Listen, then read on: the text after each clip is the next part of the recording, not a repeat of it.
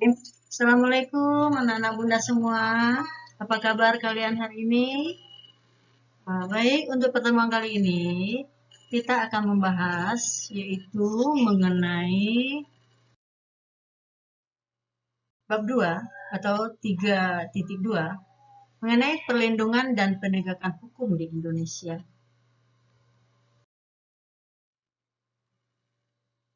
Kita lihat tujuan pembelajaran.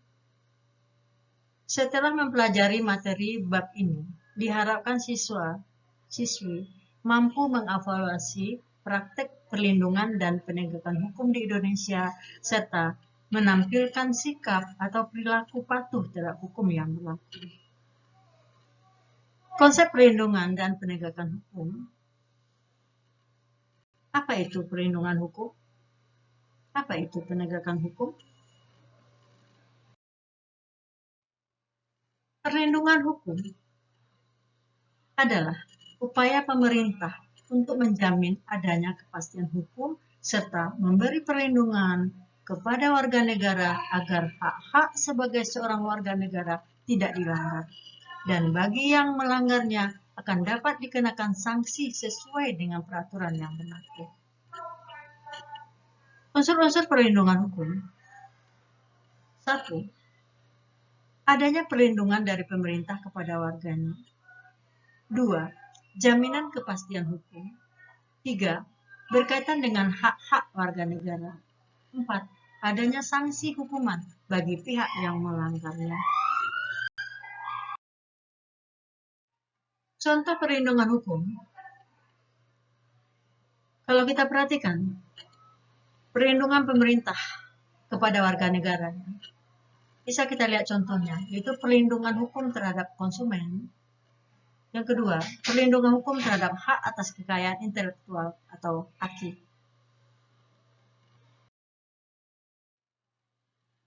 Selanjutnya kita lihat penegakan hukum.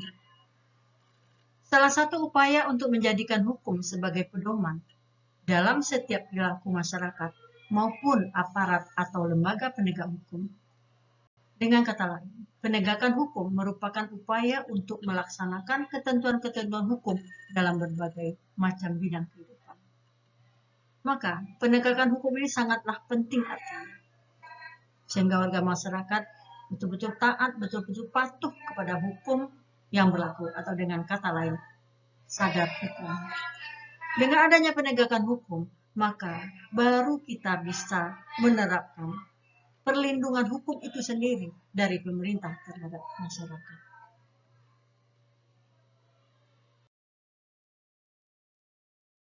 Pentingnya perlindungan hukum dan penegakan hukum adalah 1. Tegaknya supremasi hukum. B. Tegaknya keadilan. C. Mewujudkan perdamaian dan dalam kehidupan di masyarakat.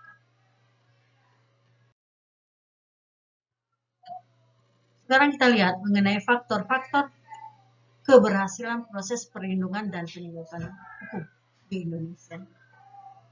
Pertama, kita bisa lihat dari hukumnya sendiri. Bagaimana peraturan perundang-undangan yang diterapkan di dalam negara kita. Maka, kalau peraturan perundang itu sudah diterapkan, dilaksanakan, maka insya Allah ada keberhasilan dalam perlindungan dan penegakan hukum itu sendiri. Kemudian yang kedua, faktor keberhasilan proses perlindungan hukum dan penegakan hukum, yaitu penegak hukum. Penegak hukum, seperti contohnya, pihak kepolisian, para jaksa, hakim, ataupun penasihat hukum. Kalau mereka menjalankan tugasnya dengan baik dan benar, maka sudah jelas hukum dapat ditegakkan.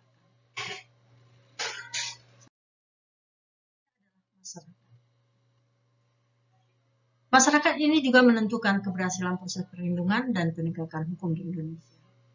Di mana masyarakat yang tertib, masyarakat yang melaksanakan, mensosialisasikan hukum atau peraturan perundang-undangan yang berlaku di negara kita dalam kehidupannya sehari-hari dalam kehidupan masyarakat, maka dengan kepatuhan, ketundukan dari masyarakat terhadap hukum itu sendiri, maka ini sudah merupakan keberhasilan dari proses perlindungan dan penegakan hukum. Kemudian di sini yang merupakan faktor keberhasilan proses perlindungan dan penegakan hukum itu sendiri itu sarana, ya. Nah, sarana tentu sangat dibutuhkan, ya, dalam pelaksanaan atau penegakan hukum di Indonesia. Barangkali di sini misalnya fasilitas atau mungkin di samping aparat begitu juga mungkin lembaga-lembaga atau barangkali gedung peradilan yang berlaku di Indonesia itu juga merupakan sarana yang menentukan keberhasilan hukum di Indonesia. Dan kemudian faktor keberhasilan proses perlindungan dan penegakan hukum itu ada kebudayaan. Sebagaimana yang kita ketahui bahwa kebudayaan adalah hasil buah budi dan daya manusia, ya, nah, yang sifatnya turun-temurun dilaksanakan dalam kehidupan sehari-hari. Maka kebudayaan ini juga merupakan faktor penting. Misalnya kita memiliki budaya malu untuk melanggar aturan-aturan yang berlaku di negara kita.